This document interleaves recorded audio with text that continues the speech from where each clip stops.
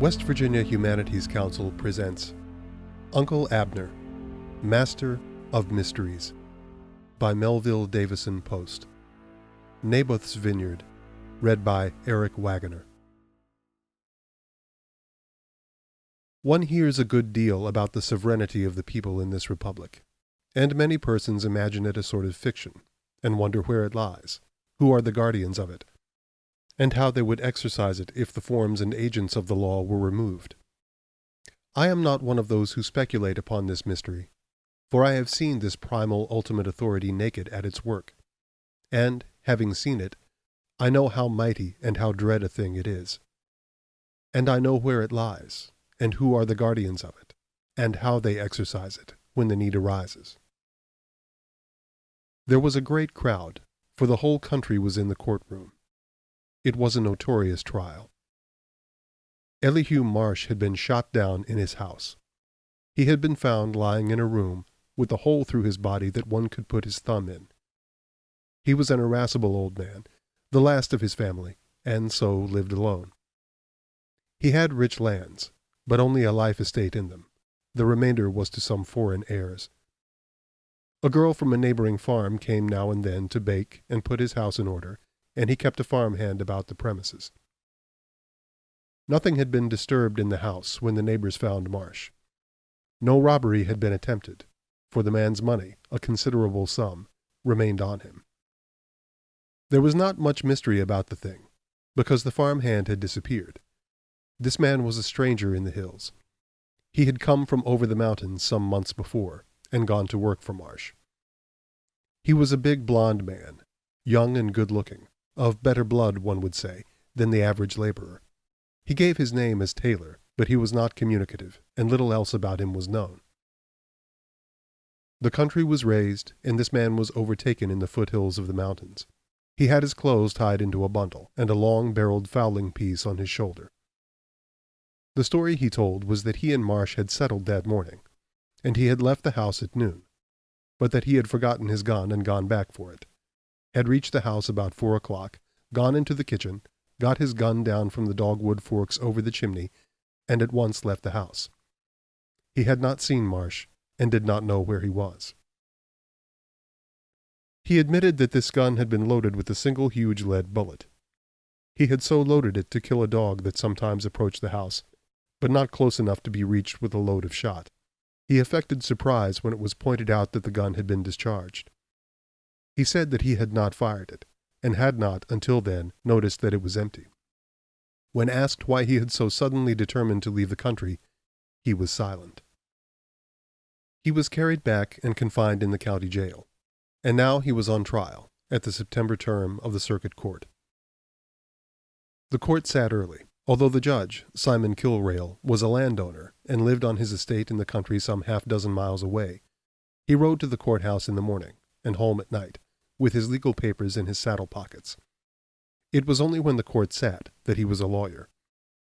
At other times he harvested his hay and grazed his cattle, and tried to add to his lands like any other man in the hills, and he was as hard in a trade and as hungry for an acre as any.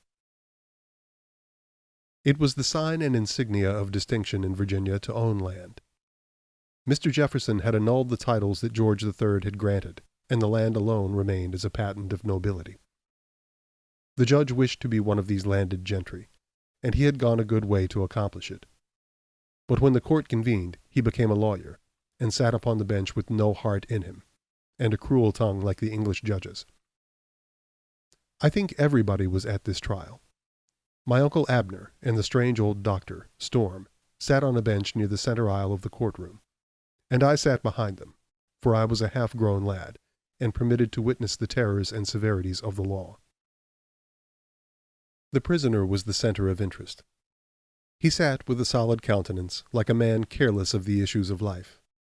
But not everybody was concerned with him, for my Uncle Abner and Storm watched the girl who had been accustomed to bake for Marsh and redd up his house. She was a beauty of her type, dark-haired and dark-eyed like a gypsy, and with an April nature of storm and sun. She sat among the witnesses with the little handkerchief clutched in her hands. She was nervous to the point of hysteria, and I thought that was the reason the old doctor watched her. She would be taken with a gust of tears, and then throw up her head with a fine defiance, and she kneaded and knotted and worked the handkerchief in her fingers. It was a time of stress, and many witnesses were unnerved, and I think I should not have noticed this girl, but for the whispering of Storm and my Uncle Abner. The trial went forward, and it became certain that the prisoner would hang. His stubborn refusal to give any reason for his hurried departure had but one meaning, and the circumstantial evidence was conclusive. The motive only remained in doubt, and the judge had charged on this with so many cases in point, and with so heavy a hand, that any virtue in it was removed. The judge was hard against this man, and indeed there was little sympathy anywhere, for it was a foul killing, the victim an old man, and no hot blood to excuse it. In all trials of great public interest, where the evidences of guilt overwhelmingly assemble against a prisoner, there comes a moment when all the people in the courtroom, as one man, and without a sign of the common purpose, agree upon a verdict. There is no outward or visible evidence of this decision, but one feels it, and it is a moment of the tensest stress. The trial of Taylor had reached this point, and there lay a moment of deep silence, when this girl sitting among the witnesses suddenly burst into a very hysteria of tears. She stood up, shaking with sobs, her voice choking in her throat, and the tears gushing through her fingers. What she said was not heard at the time by the audience in the courtroom, but it brought the judge to his feet, and the jury crowding about her, and it broke down the silence of the prisoner, and threw him into a perfect fury of denials. We could hear his voice rise above the confusion, and we could see him struggling to get to the girl and stop her. But what she said was presently known to everybody, for it was taken down and signed, and it put the case against Taylor, to use a lawyer's term, out of court. The girl had killed Marsh herself, and this was the manner and the reason of it. She and Taylor were sweethearts, and were to be married. But they had quarreled the night before Marsh's death, and the following morning Taylor had left the country. The point of the quarrel was some remark that Marsh had made to Taylor touching the girl's reputation. She had come to the house in the afternoon, and finding her lover gone, and maddened at the sight of the one who had robbed her of him, had taken the gun down from the chimney and killed Marsh. She had then put the gun back into its place and left the house. This was about 2 o'clock in the afternoon, and about an hour before Taylor returned for his gun. There was a great veer of public feeling with a profound sense of having come at last upon the truth, for the story not only fitted to the circumstantial evidence against Taylor, but it fitted also to his story, and it disclosed the motive for the killing. It explained, too, why he had refused to give the reason for his disappearance. That Taylor denied what the girl said and tried to stop her in her declaration meant nothing except that the prisoner was a man, and would not have the woman he loved make such a sacrifice for him. I cannot give all the forms of legal procedure with which the closing hours of the court were taken up, but nothing happened to shake the girl's confession. Whatever the law required was speedily got ready, and she was remanded to the care of the sheriff in order that she might come before the court in the morning. Taylor was not released, but was also held in custody, although the case against him seemed utterly broken down. The judge refused to permit the prisoner's counsel to take a verdict. He said that he would withdraw a juror and continue the case, but he seemed unwilling to release any clutch of the law until someone was punished for this crime. It was on our way, and we rode out with the judge that night. He talked with Abner and Storm about the pastures and the price of cattle, but not about the trial, as I hoped he would do, except once only, and then it was to inquire why the prosecuting attorney had not called either of them as witnesses, since they were the first to find Marsh, and Storm had been among the doctors who examined him. And Storm had explained how he had mortally offended the prosecutor in his canvass by his remark that only a gentleman should hold office. He did but quote Mr. Hamilton, Storm said, but the man had received it as a deadly insult, and thereby proved the truth of Mr. Hamilton's expression, Storm added. And Abner said that as no circumstance about Marsh's death was questioned, and others arriving about the same time had been called, the prosecutor doubtless considered further testimony unnecessary. The judge nodded, and the conversation turned to other questions. At the gate, after the common formal courtesy of the country, the judge asked us to ride in, and, to my astonishment, Abner and Storm accepted his invitation. I could see that the man was surprised, and I thought annoyed, but he took us into his library. I could not understand why Abner and Storm had stopped here, until I remembered how from the first they had been considering the girl, and it occurred to me that they thus sought the judge in the hope of getting some word to him in her favor. A great sentiment had leaped up for this girl. She had made a staggering sacrifice, and with a headlong courage, and it was like these men to help her, if they could. And it was to speak of the woman that they came, but not in her favor. And while Simon Kilrail listened, they told this extraordinary story. They had been of the opinion that Taylor was not guilty when the trial began, but they had suffered it to proceed in order to see what might develop. The reason was that there were certain circumstantial evidences, overlooked by the prosecutor, indicating the guilt of the woman and the innocence of Taylor.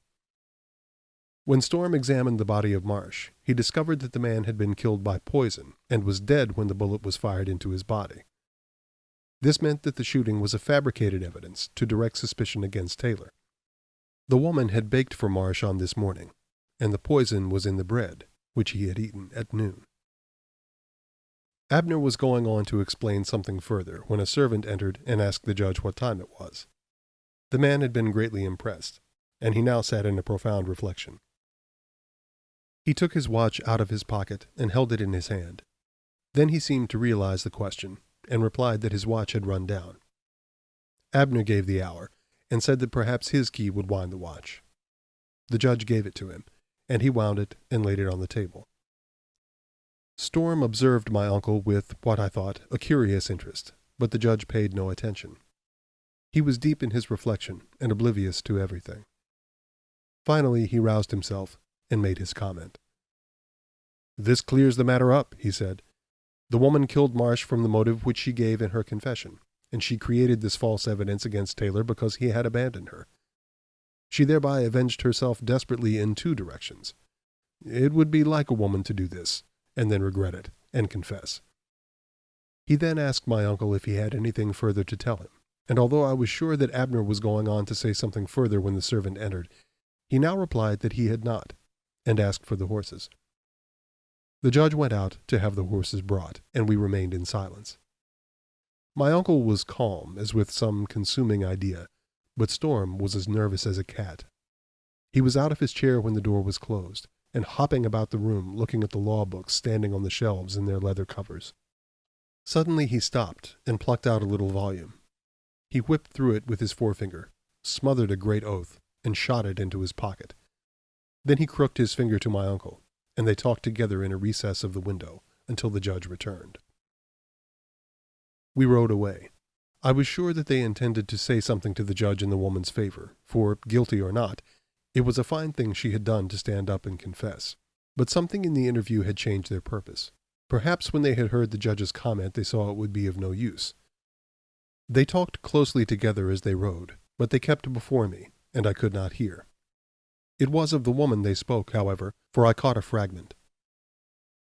"But where is the motive?" said Storm. And my uncle answered, "In the 21st chapter of the Book of Kings." We were early at the county seat, and it was a good thing for us, because the courtroom was crowded to the doors. My uncle had got a big record book out of the county clerk's office as he came in, and I was glad of it, for he gave it to me to sit on, and it raised me up so I could see. Storm was there too, and, in fact, every man of any standing in the county. The sheriff opened the court, the prisoners were brought in, and the judge took his seat on the bench. He looked haggard, like a man who had not slept, as, in fact, one could hardly have done who had so cruel a duty before him. Here was every human feeling pressing to save a woman, and the law to hang her. But for all his hag-ridden face, when he came to act, the man was adamant. He ordered the confession read, and directed the girl to stand up. Taylor tried again to protest, but he was forced down into his chair. The girl stood up bravely, but she was white as plaster, and her eyes dilated. She was asked if she still adhered to the confession and understood the consequences of it, and, although she trembled from head to toe, she spoke out distinctly. There was a moment of silence, and the judge was about to speak, when another voice filled the courtroom. I turned about on my book to find my head against my Uncle Abner's legs. "I challenge the confession. he said. The whole courtroom moved. Every eye was on the two tragic figures standing up, the slim, pale girl and the big, somber figure of my uncle. The judge was astounded. "On what ground?" he said. "On the ground," replied my uncle, "that the confession is a lie." One could have heard a pin fall anywhere in the whole room. The girl caught her breath in a little gasp, and the prisoner, Taylor, half rose and then sat down, as though his knees were too weak to bear him. The judge's mouth opened, but for a moment or two he did not speak, and I could understand his amazement. Here was Abner assailing a confession which he himself had supported before the judge, and speaking for the innocence of a woman whom he himself had shown to be guilty, and taking one position privately and another publicly. What did the man mean? And I was not surprised that the judge's voice was stern when he spoke. "This is irregular," he said. "It may be that this woman killed Marsh, or it may be that Taylor killed him, and there is some collusion between these persons, as you appear to suggest. And you may know something to throw light on the matter, or you may not. However that may be, this is not the time for me to hear you. You will have ample opportunity to speak when I come to try the case." "But you will never try this case," said Abner. I cannot undertake to describe the desperate interest that lay on the people in the courtroom. They were breathlessly silent. One could hear the voices from the village outside, and the sounds of men and horses that came up through the open windows. No one knew what hidden thing Abner drove at, but he was a man who meant what he said, and the people knew it. The judge turned on him with a terrible face. "What do you mean?" he said. "I mean," replied Abner, and it was in his deep, hard voice, "that you must come down from the bench." The judge was in a heat of fury. "You are in contempt," he roared. "I order your arrest. Sheriff!" he called. But Abner did not move. He looked the man calmly in the face. "You threaten me," he said, "but God Almighty threatens you." And he turned about to the audience. "The authority of the law," he said, "is in the hands of the electors of this county. Will they stand up?" I shall never forget what happened then, for I have never in my life seen anything so deliberate and impressive. Slowly, in silence, and without passion, as though they were in a church of God, men began to get up in the courtroom. Randolph was the first. He was a justice of the peace, vain and pompous, proud of the abilities of an ancestry that he did not inherit, and his superficialities were the annoyance of my Uncle Abner's life. But whatever I may have to say of him hereafter, I want to say this thing of him here, that his bigotry and his vanities were builded on the foundations of a man. He stood up as though he stood alone, with no glance about him to see what other men would do. And he faced the judge calmly, above his great black stock. And I learned then that a man may be a blusterer and a lion. Hiram Arnold got up, and Rockford, and Armstrong, and Alkier, and Koopman, and Monroe, and Elnathan Stone, and my father, Lewis, and Dayton and Ward, and Madison from beyond the mountains. And it seemed to me that the very hills and valleys were standing up. It was a strange and instructive thing to see. The loud-mouthed and the reckless were in that courtroom, men who would have shouted in a political convention, or run howling with a mob. But they were not the persons who stood up when Abner called upon the authority of the people to appear. Men rose whom one would not have looked to see, the blacksmith, the saddler, and old Asa Divers. And I saw that law and order and all the structure that civilization had builded up rested on the sense of justice that certain men carried in their breasts, and that those who possessed it not, in the crisis of necessity, did not count. Father Donovan stood up. He had a little flock beyond the Valley River, and he was as poor and almost as humble as his master, but he was not afraid. And Bronson, who preached Calvin, and Adam Ryder, who traveled a Methodist circuit. No one of them believed in what the other taught, but they all believed in justice, and when the line was drawn, there was but one side for them all. The last man up was Nathaniel Davison, but the reason was that he was very old, and he had to wait for his sons to help him. He had been time and again in the Assembly of Virginia, at a time when only a gentleman and landowner could sit there.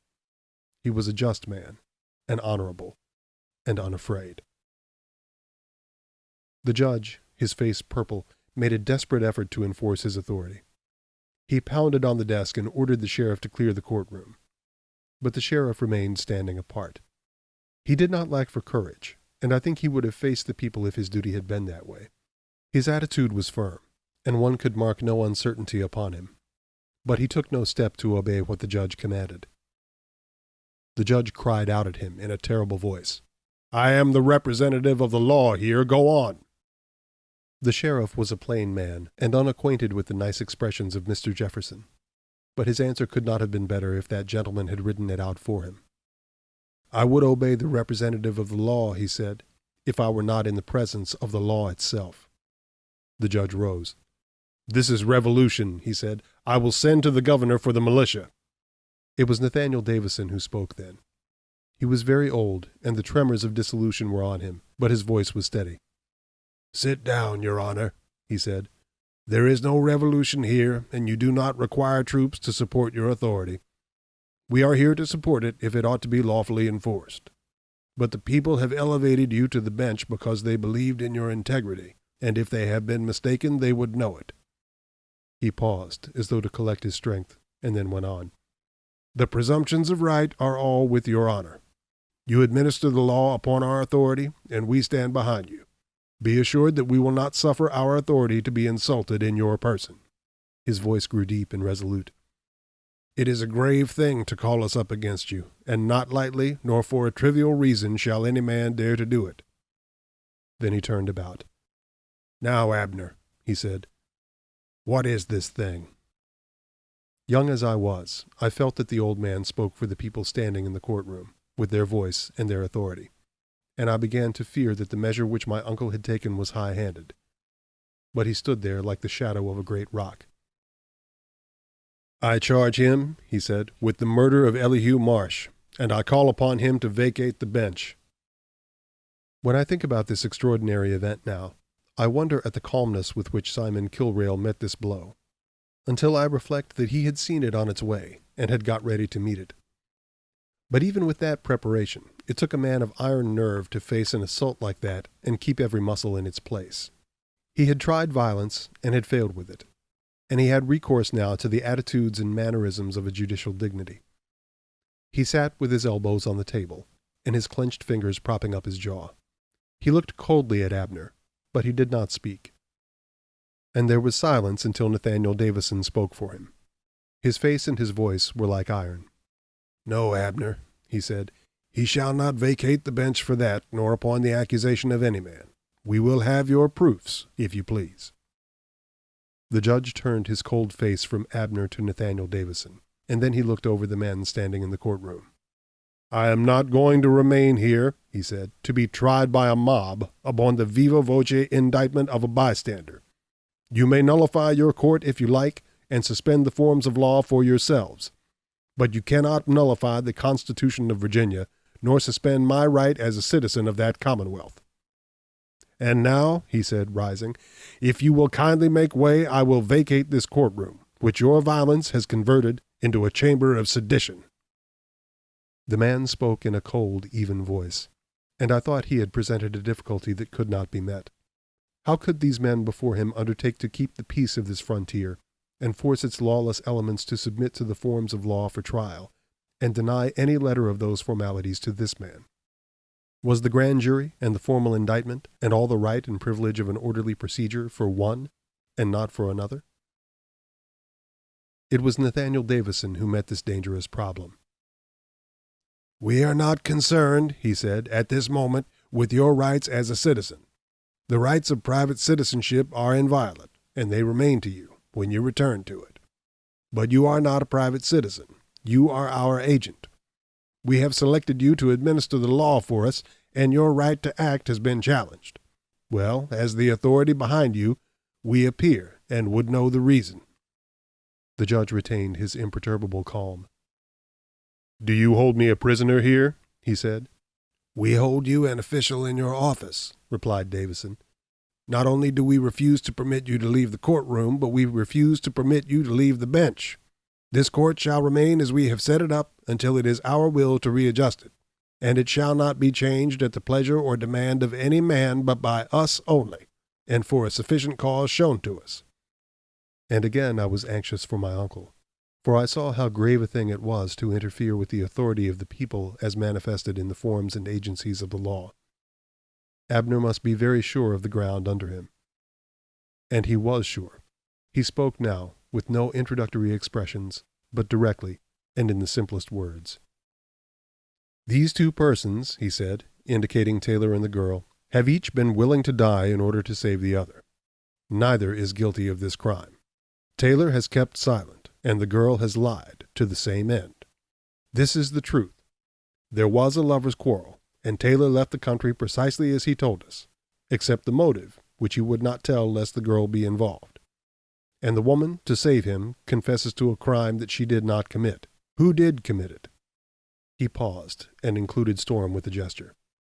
"We suspected this woman because Marsh had been killed by poison in his bread, and afterwards mutilated with a shot. Yesterday we rode out with the judge to put those facts before him." Again he paused. "An incident occurring in that interview indicated that we were wrong. A second incident assured us, and still later a third convinced us. These incidents were, first, that the judge's watch had run down. Second, that we found in his library a book with all the leaves in it uncut, except at one certain page. And third, that we found in the county clerk's office an unindexed record in an old deed book." There was deep quiet, and he went on. "In addition to the theory of Taylor's guilt or this woman's, there was still a third. But it had only a single incident to support it, and we feared to suggest it until the others had been explained. This theory was that someone, to benefit by Marsh's death, had planned to kill him in such a manner as to throw suspicion on this woman who baked his bread, and, finding Taylor gone, and the gun above the mantel, yielded to an afterthought to create a further false evidence. It was overdone. The trigger guard of the gun and the recoil caught in the chain of the assassin's watch and jerked it out of his pocket. He replaced the watch, but not the key, which fell to the floor, and which I picked up beside the body of the dead man." Abner turned toward the judge. "And so," he said, "I charge Simon Kilrail with this murder, because the key winds his watch, because the record in the old deed book is a conveyance by the heirs of Marsh's lands to him at the life tenant's death, and because the book we found in his library is a book on poisons, with the leaves uncut, except at the very page describing that identical poison with which Elihu Marsh was murdered." The strained silence that followed Abner's words was broken by a voice that thundered in the courtroom. It was Randolph's. "Come down," he said, and this time Nathaniel Davison was silent. The judge got slowly on his feet. A resolution was forming in his face, and it advanced swiftly. "I will give you my answer in a moment," he said. Then he turned about and went into his room behind the bench. There was but one door, and that opening into the court, and the people waited. The windows were open, and we could see the green fields, and the sun, and the far-off mountains, and the peace and quiet and serenity of autumn entered. The judge did not appear. Presently there was the sound of a shot from behind the closed door. The sheriff threw it open, and upon the floor, sprawling in a smear of blood, lay Simon Kilrail, with a dueling pistol in his hand.